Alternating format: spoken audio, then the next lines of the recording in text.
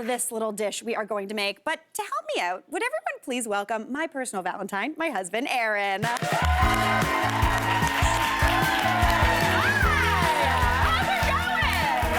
are you? Good. We like to high five. It's cool. It's pretty romantic. High fives. Very romantic. Yeah. Very married. Okay, so this is a thing I realized this year, and I was shocked. This rocked me to my core. I'm not a romantic person. Yeah. And what did you answer with when I realized this? I know. He just said, I know. Yeah. He said, I've known that since the moment I met you. And I was like, I thought I was so romantic. It's not like you're a robot. Yeah. You are just not like a... And I don't think either one of us are very publicly... No. Mushy. No, it's like a nice little handshake. We're good to go. Okay. I am feeling very excited, though, today, because I think we kind of like to celebrate Valentine's Day the same way. Yeah. We love a nice little dinner date at home, maybe make something a little fancy, a little out of the ordinary that we'd normally make. Yeah. So how does something like a reverse seared bacon wrap filet mignon sound? That sounds perfect. That sounds delicious. I mean, the thing I love about this recipe, it kind of is a bit of a blend of something a little new school, which is the reverse sear method for cooking a steak. It's a little bit different, but it's also kind of old school. Yeah. I don't know if you were, like when I was growing up, if we were having fancy people over, my mom would get the freezer pack of it was like a filet mignon steak and it was wrapped in bacon. I remember those, yeah. And I feel like there was like a teriyaki marinade on it. I think so. And it was delicious. Everybody had that same packaged. Yes. Yeah. So we're doing that, but fancier. Delicious. Okay, fantastic. Perfect. Okay, I'm feeling really good about this one. So we're gonna get to work on these steaks. Now we have two very, very beautiful filet mignon here. Very nice. They're looking, the marbling on these, out of control. Now, the reverse sear method is a little different than a classic searing method. So typically with a steak of this kind of size and thickness, what you usually would do is sear it in your pan, and then you would finish it in your oven. Right. Because otherwise you're gonna end up with like well-done steak and kind of maybe rare in the middle. Want we that. want like a nice even cook. So for the reverse sear, it's almost like a dry sous vide. Right. So the sous vide is where you put it in the weird bag and the weird water and you let it do its thing. It works. It gets you a nice temperature on your steak, but what it does is it adds a lot of moisture onto it, which... In the baggie. It's in the bag. Yeah. And what does moisture equal? No crispy, crusty goodness. That's my man right there. That's my guy. That's my guy. He knows what's up. Okay. All right, so what I've done is I've got these two filet mignon here, and I've had them just out at room temperature for about an hour. These are good thick steaks, so you want them to come up, take that chill of the fridge off. And we've got them, and we salted them up before we let them sit on the counter. When you salt them, that's good. That's gonna remove a little bit more of that moisture. So we're just patting it dry on some paper towel. Perfect. Just to get it nice and dry and ready to go. And then onto there, Aaron, would you season those with some salt and pepper? Can I go hand? Yeah, let's go hand. And also, that's a thick steak, so we can go better with the salt. Okay. Come on. Okay, there you go. That's the thing. That's the thing. You want to flip it? We'll do a little flip. Let's do a little flip around. Teamwork. Teamwork. Look at Making the that. dream work. You know? We signed a contract, guys. We're in love forever. Yeah. Legally, we have to work as a team. Love. Yeah. All right, feeling good. I'm gonna put some pepper on there as well. Now, what we're also gonna do to give it that kind of old school vibe is we're gonna wrap these with that piece of bacon. Oh, yeah. So let's grab a piece of bacon we've got right here. And then what you wanna do is just kind of wrap it around the outside of that steak just to give it a nice little collar. Yeah, a little snuggly. Yeah. Now, I'm gonna get a toothpick. Do not let your Valentine forget that there's a toothpick in this steak, or else your date is going to end up at the hospital.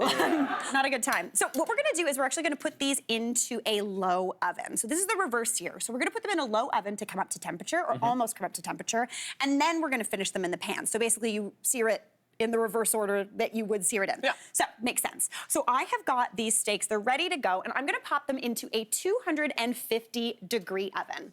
Pop those in. Now, these are really tall steaks. You wanna cook them until their internal temperature reaches 115 degrees, which is not cooked. That is a blue steak. That is not where we want it. For medium rare, you want it around 130, but take them out when they reach that 115, because then we're gonna sear it. So I've got two steaks here. I've got a little, temperature probe thermometer. I love these things. Do you know what else is great about these things? What's that? If you are having, maybe it's an earlier in your relationship date, feel a little nervous. Little insurance. Little insurance. Yeah. Mary Berg. In case you get too locked into exactly. In case you're too much like. Yeah.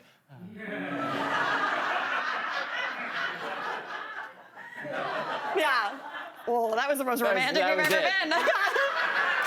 We've all seen it. That was it. Oh, how embarrassing. All right, so I have got those steaks done. And, oh, do you hear that? Perfect timing. That is the temperature we want them Amazing. at. That is up to around 115. So now what we want to do, right now, not looking that great, but some of that bacon fat has rendered out. We've got it nice and kind of not golden yet because we need to sear it still. So I've got some oil here. I'm going to add a little bit onto the tops just to give it a little bit of moisture onto there. Rub that in.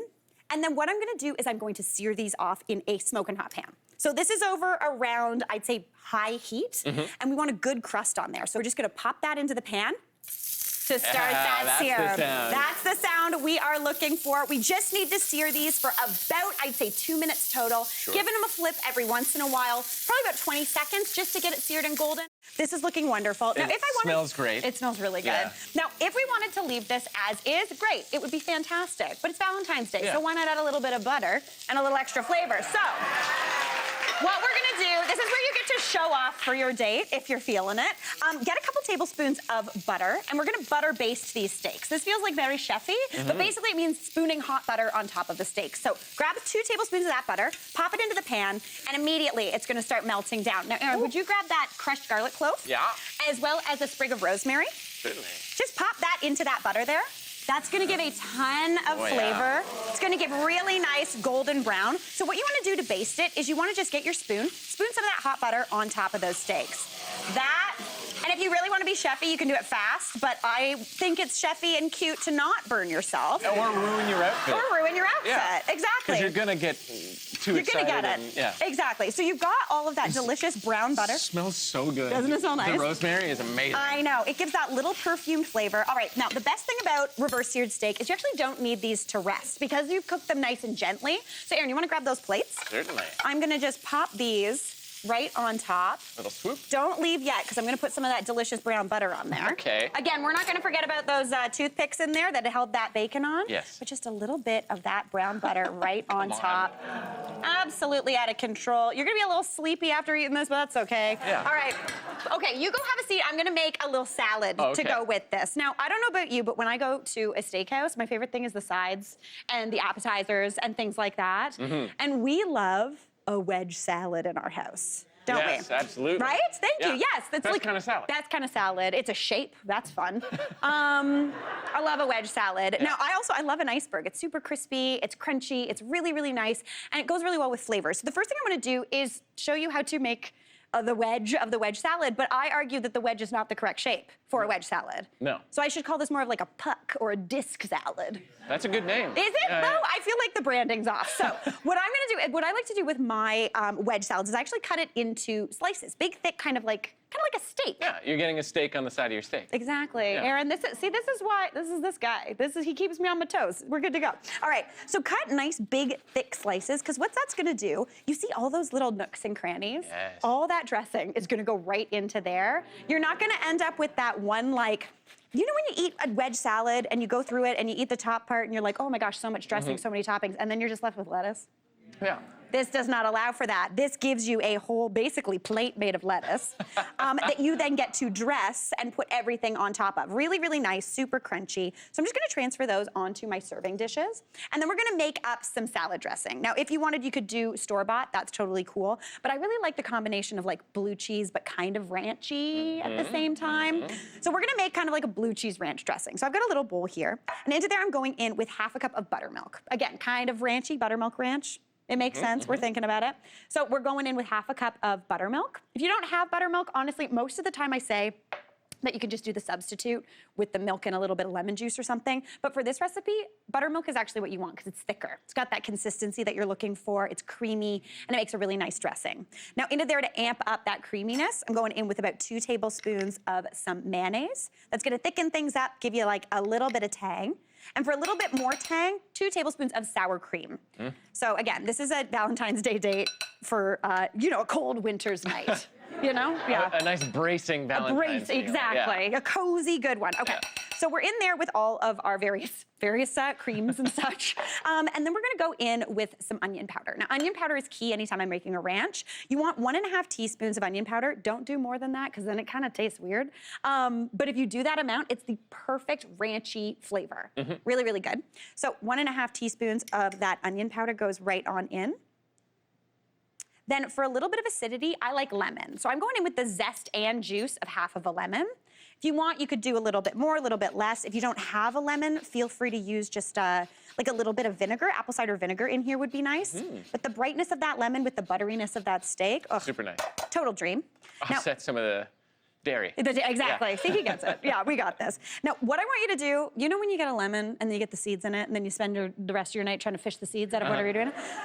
I often will just cut my lemon in half, but if you don't want to deal with that, what you want to do is almost like cheek the lemon. So you just cut off, almost like you're cutting an apple, around almost the core. That way you can see, maybe you got one seed, pop it out, makes it really easy to squeeze, and just pop that in there. Then you don't have to worry about all those seeds getting in there. Perfect.